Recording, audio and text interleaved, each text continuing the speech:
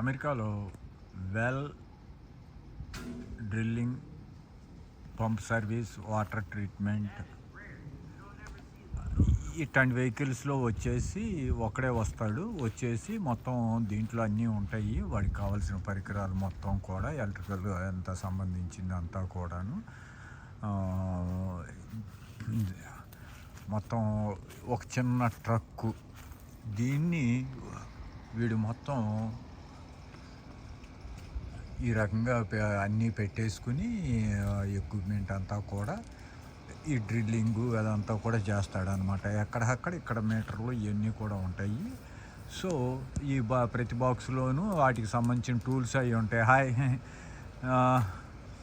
Tools అన్నీ ఉంటాయి. అదిగో తనకి కావాల్సిన టూల్ ఏదో అవసరమైంది అవి అక్కడ దాంట్లో బాక్సులు అవి ఉన్నాయి. మోటార్ అనుకుంటా. సో మన మోటార్ కాలిపోయింది. ఆ కాలిపోయిన దాని మీద వచ్చి ఇది బాగు చేయడానికి వచ్చాడనమాట.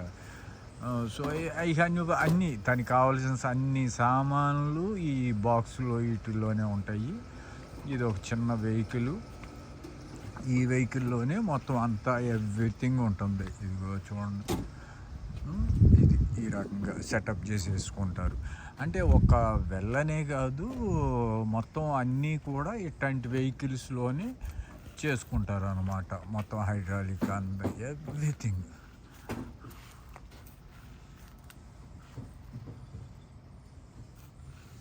మనది ఏంటంటే యాక్చువల్గా ఇక్కడ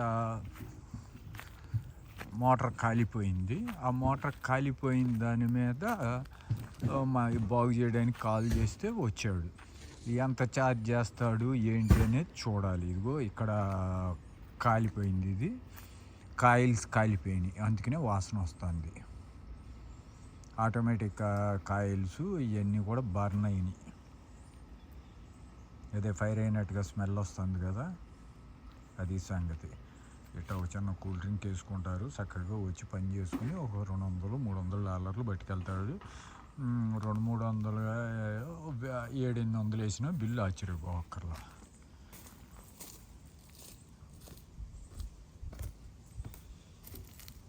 ఇట్లాంటివన్నీ చూడడానికి మరొకసారి మరిన్ని వీడియోలు చూడడానికి red bus to air bus channel subscribe చేయండి, షేర్ చేయండి, లైక్ చేయండి.